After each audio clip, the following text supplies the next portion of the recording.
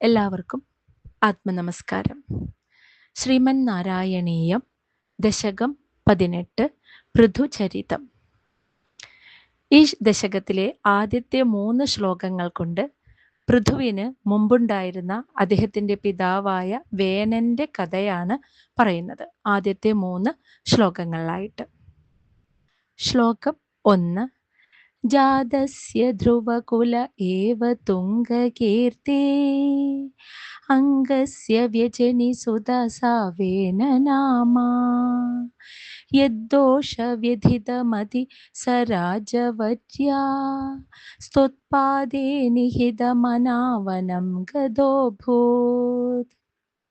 ജാതസ്യ ധ്രുവകുല ഏവ തുംഗകീർത്തേഃ അംഗസ്യ വ്യജനി സുതഃ സഹ വേനനാമാ യദ് ദോഷ വ്യഥിത മതിഃ സഹ രാജവര്യഃ ത്വത്പാദേ നിഹിതമനാ വനം ഗതഃ അഭൂത്.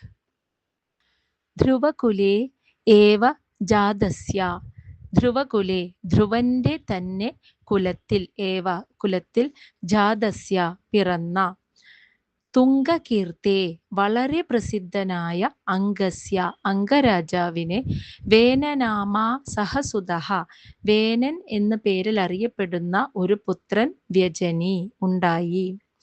യദ് ദോഷ വ്യഥിതമതിഹി, ഈ ഒരു മകന്റെ ദോഷത്താൽ, വ്യഥിതമതി മനം നൊന്ത് മനസ്സ് വിഷമിച്ചു കഴിഞ്ഞിരുന്ന, സഹരാജവര്യ ആ രാജശ്രേഷ്ഠൻ അംഗരാജാവ് പിന്നീട് ത്വതുപാദേ ഭഗവാനെ അങ്ങയുടെ നിന്തിരുവഴിയുടെ പാദങ്ങളിൽ, നിഹിതമനഃ മനസ്സിനെ പൂർണ്ണമായി അർപ്പിച്ചിട്ട്, വനം ഗത കാട്ടിലേക്ക് പോയി.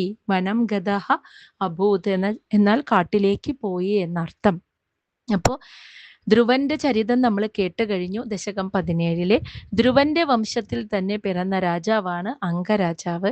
ഈ അംഗരാജാവിന് വേനൻ എന്ന പേരിൽ ഒരു പുത്രൻ ഉണ്ടായി. വിധിയുടെ വൈപരീത്യം അല്ലെങ്കിൽ പ്രകൃതി നിശ്ചയം എന്ന് തന്നെ നമുക്ക് പറയാം. ഈ അംഗരാജാവിന്, ശ്രേഷ്ഠനായ രാജാവിന് പുത്രനില്ലാതിരുന്ന കുറേ വർഷങ്ങൾക്ക് ശേഷം യാഗങ്ങളും മറ്റും നടത്തിയുണ്ടായ മകനാണ് വേനൻ.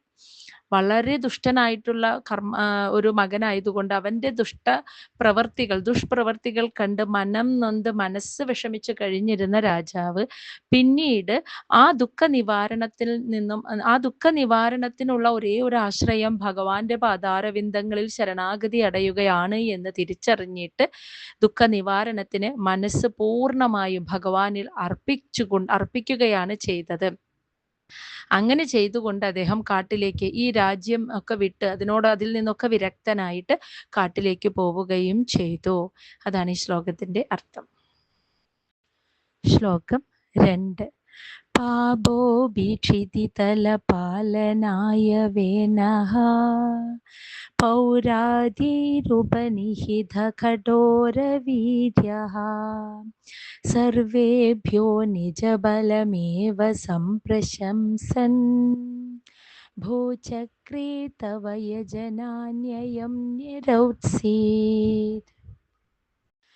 പാപഃ അഭി ക്ഷിതിതല പാലനായ വേനഃ പൗരാദ്യൈഃ ഉപനിഹിതഃ കഠോരവീര്യഃ സർവേഭ്യോ നിജബലം ഏവ സംപ്രശംസൻ ഭൂചക്രേ തവ യജനാനി അയം നിരൗത്സീത്. പാപഃ അഭി ദുഷ്ടനാണെങ്കിലും കഠോരവീര്യ കടുത്ത ശക്തനായിരുന്നതിനാൽ, ക്ഷിതിതല പാലനായ അതായത് രാജ്യത്തിൻ്റെ ഭരണത്തിനായിട്ട്, രാജ്യത്തെ സംരക്ഷിക്കുന്നതിന്, രാജ്യത്തിൻ്റെ ഭരണത്തിനായിട്ട്, പൗരാദൈഹി പൗരന്മാർ തുടങ്ങിയവർ, ഉപനിഹതഃ അതായത് ആ വേനനെ രാജാവായി വാഴിച്ചു എന്നർത്ഥം. രണ്ടാമത്തെ ശ്ലോകത്തിൽ പറയുന്നത്, ആദ്യത്തെ ശ്ലോകത്തിൽ നമ്മൾ കണ്ടു വേനന്റെ പിതാവായ അംഗരാജാവ് മകന്റെ ഈ ദുഷ്പ്രവർത്തികൾ കണ്ട്, ദുർനടപ്പ് കണ്ട് സഹിക്കാൻ കഴിയാതെ മനംനൊന്ത് കഴിയുകയും പിന്നീട് ദുഃഖ നിവാരണത്തിനുള്ള ഒരേ ഒരു മാർഗം ഭഗവാന്റെ പാദങ്ങളിൽ ശരണാഗതി അടയുകയാണ് എന്ന് തിരിച്ചറിഞ്ഞ് അദ്ദേഹം ഭഗവാനിൽ സുഖിച്ച് ജീവിക്കാനായി രാജ്യഭരണമൊക്കെ ഉപേക്ഷിച്ച് കാട്ടിലേക്ക് പോയി. അദ്ദേഹം വനത്തിലേക്ക് പോയതിനു ശേഷം രാജ്യത്തിന്റെ ഭരണം നല്ല രീതിയിൽ നടത്താൻ ആളില്ലാതായപ്പോൾ ദുഷ്ടനാണെങ്കിൽ പോലും അവിടുത്തെ രാജ്യത്തിലെ മുഖ്യ പൗരന്മാരെല്ലാവരും കൂടി ആലോചിച്ച് വേനനെ തന്നെ രാജാവാക്കാൻ തീരുമാനിച്ചു. അതാണ് ഇവിടെ പറയുന്നത്. ദുഷ്ടനാണെങ്കിൽ പോലും നല്ല ശക്തനായിരുന്നതിനാൽ പൗരന്മാർ എല്ലാവരും കൂടി ആലോചിച്ച് വേനനെ രാജാവാക്കാൻ തീരുമാനിച്ചു. അയം വേനഹ, ഈ വേനൻ സർവേഭ്യഃ എല്ലാവരോടും നിജബലം തൻ്റെ കയ്യൂക്കിനെ പറ്റി തന്നെ ഏവം സംപ്രശംസൻ എപ്പോഴും ഇങ്ങനെ പ്രകീർത്തിച്ചു കൊണ്ടേയിരുന്നു. എപ്പോഴും തൻ്റെ കയ്യൂക്കിനെ കുറിച്ച് എല്ലാവരോടും ഇങ്ങനെ സംസാരിച്ചു കൊണ്ട് ഇരിക്കുന്നു.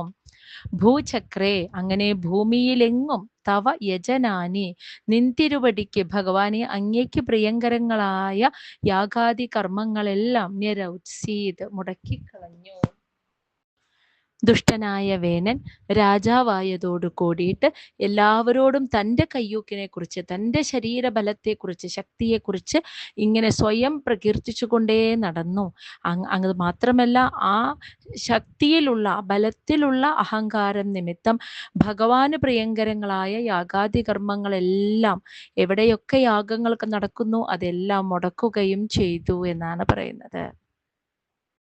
ശ്ലോകം 3.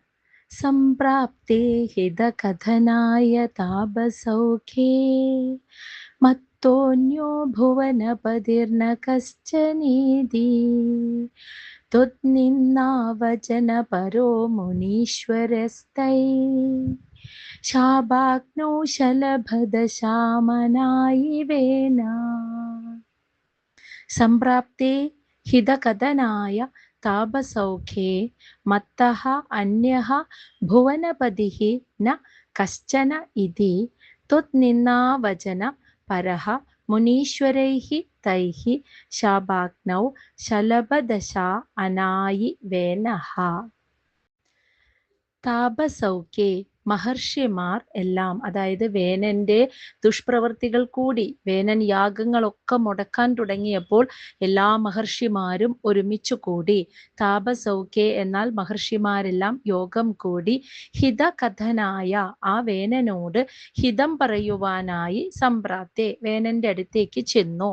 എല്ലാ മഹർഷിമാരും ഒരുമിച്ചു കൂടി തീരുമാനിച്ച് വേനനെ പറഞ്ഞു മനസ്സിലാക്കി കൊടുത്ത് നല്ല വഴിക്ക് നയിക്കാൻ വേണ്ടിയിട്ട് വേനനോട് ഹിതം പറയുവാനായി മഹർഷിമാരെല്ലാം വേനന്റെ അടുത്തേക്ക് ചെന്നു.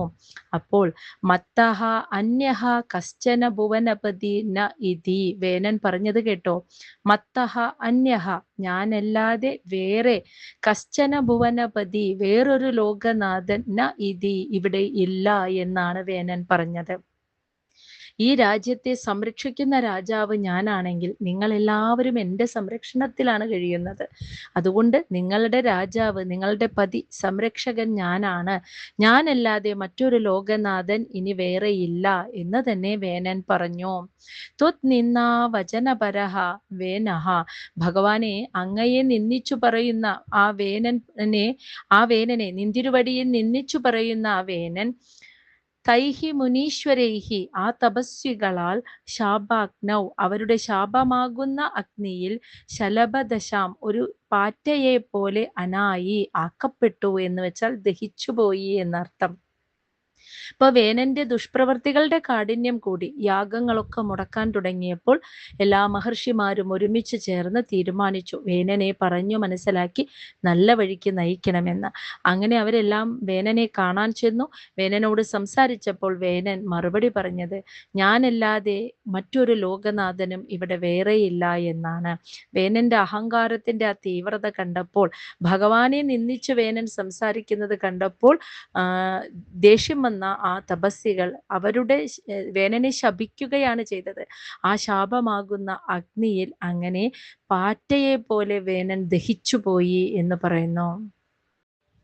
ശ്ലോകം 4. തന്നാശാത് ഖലജന ഭീരുകൈ മുനീന്ദ്രൈ തന്മാത്രാ ചിരപരിരക്ഷിതേ തദംഗേ ത്യക്താഖേ പരിമതിദാദോ ഊരുദണ്ഡാത് ദോർദണ്ഡേ പരിമതിതേ തും ആവിരാസി. തന്നാശാത് ഖലചന ഭീരുകൈഃ മുനീന്ദ്രൈഃ തന്മാത്രാ ചിരപരിരക്ഷിതേ തദംഗേ ത്യക്താ അഖേ പരിമതിതാത് അധ ഊരുദണ്ഡാത് ദോർദണ്ഡേ പരിമഥിതേ ത്വം ആവിരാസിഃ. തന്നാശാത് ബലവാനായ ആ വേനൻ മരിച്ചപ്പോൾ ഖലജനഭീരുകൈഹി ദുഷ്ടന്മാരെ ഭയപ്പെടുന്ന മുനീന്ദ്രൈഹി മഹർഷിമാർ. അപ്പോൾ ബലവാനായിട്ടുള്ള ദുഷ്ടനായിട്ടുള്ള വേനൻ മരിച്ചു. അത് കഴിഞ്ഞപ്പോൾ ദുഷ്പ്രവർത്തികൾ ചെയ്യുന്ന ആളുകൾക്ക് അതൊരു പ്രചോദനമായിട്ട് അവർ കൂടുതൽ കൂടുതൽ ദുഷ്പ്രവർത്തികൾ ചെയ്യാൻ തുടങ്ങിയപ്പോൾ അവരെ ഭയപ്പെടുന്ന മഹർഷിമാർ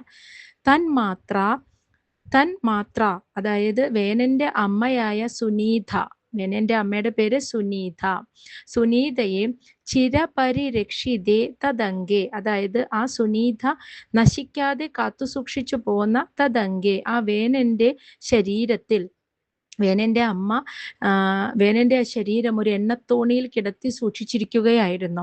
അങ്ങനെ നശിക്കാതെ സൂക്ഷിച്ചു പോകുന്ന ആ വേന ശരീരത്തിൽ പരിമഥിതാത് അവരാദ്യം അതിന്റെ ആ ശരീരത്തിന്റെ ഊരുഭാഗം കടഞ്ഞു. അതാണ് പരിമഥിതാത്. അത് കടഞ്ഞപ്പോൾ ഊരുദണ്ഡാത് ത്യക്താഖേ, അതായത് ആ തുടയിൽ നിന്നും നിഷാദ രൂപം പുറത്തേക്ക് വന്നു എന്ന്. നിഷാദ രൂപം എന്ന് വെച്ചാൽ കാട്ടാള രൂപം. നിഷാദ രൂപത്തിൽ പുറത്തേക്ക് വന്നു.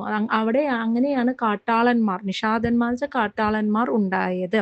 അങ്ങനെ കൽമഷം നീങ്ങി. അപ്പോൾ ത്യക്ത അഖേ എന്ന് വെച്ചാൽ പാപം, വേനന്റെ സകല പാപങ്ങളും ആ ശരീരത്തിലെ സകല മാലിന്യങ്ങളും നീങ്ങിപ്പോയപ്പോൾ പിന്നീട് ദോർദണ്ഡേ, അതായത് പിന്നീട് കടഞ്ഞത് പരിമഥിതേ, ആ വേനന്റെ ശരീരത്തിലെ പിന്നീട് കടഞ്ഞ ഭാഗം ഭുജം, അതായത് കൈകളായിരുന്നു. ഭുജത്തിൽ നിന്നും ആ കയ്യിൽ കടഞ്ഞപ്പോൾ ത്വം ആവിരാസി, ഭഗവാനെ അങ്ങ് ആവിർഭവിച്ചു എന്നാണ് പറയുന്നത്. അപ്പോൾ വേനൻ മരിച്ചുവെങ്കിലും ദുഷ്ടന്മാർ വീണ്ടും വേനനെ പോലെയുള്ള ദുഷ്പ്രവർത്തികൾ ചെയ്യാൻ തുടങ്ങിയപ്പോൾ മഹർഷിമാർ ചേർന്ന് ആലോചിച്ചു. അവർ വേനന്റെ അമ്മ കാത്തു സൂക്ഷിച്ചിരുന്ന ശരീരം അതോർത്തപ്പോൾ വേനന്റെ അമ്മയെ കാണാൻ, സുനീതയെ കാണാൻ ചെന്നു. അവർ കാത്തു സൂക്ഷിച്ചു പോന്ന വേനന്റെ ശരീരത്തിൽ കടഞ്ഞു. ആ ശരീരത്തിന്റെ ഊരുഭാഗം കടഞ്ഞപ്പോൾ ആദ്യം ഒരു കാട്ടാള രൂപം പുറത്തേക്ക് വന്നു. അതോടെ ആ ശരീരത്തിലെ മുഴുവൻ മാലിന്യങ്ങളും നീങ്ങിപ്പോയി. പിന്നീട് അവർ കയ്യുമ്മലായിരുന്നു കടഞ്ഞത്, കയ്യിലാണ് കടഞ്ഞത്. കൈകളിൽ കടഞ്ഞപ്പോൾ ആ കൈകളിൽ നിന്നും മാലിന്യങ്ങളൊക്കെ നീങ്ങിപ്പോയി. ആ കൈകളിൽ നിന്നും ഭഗവാനെ അങ്ങ് ആവിർഭവിച്ചു എന്നാണ് പറയുന്നത്. അതാണ് പൃഥു മഹാരാജാവ്. അപ്പോൾ പൃഥു മഹാരാജാവായിട്ട് ആവിർഭവിച്ചത് ഭഗവാൻ തന്നെ, ജനിച്ചത് ഭഗവാൻ തന്നെ എന്നാണ് ഇവിടെ പറയുന്നത്. ശ്ലോകം 5.